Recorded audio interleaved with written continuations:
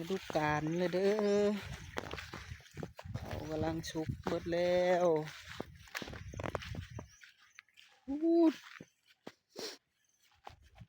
นี่มีเกี๊ยวหน่อยหนึ่ง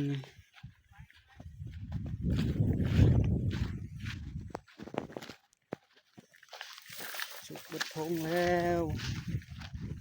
ทิศนี้ทิศหน้าเกี๊ยวเบิดเลย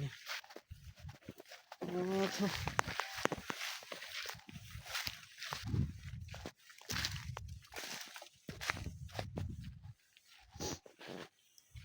กองใหญ่ไพศาล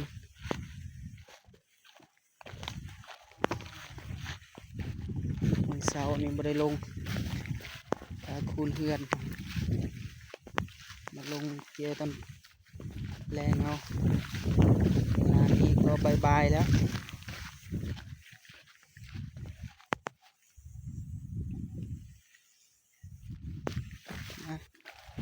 เกี่ยวข้าวเกี่ยวหน้าแล้วนี่เลย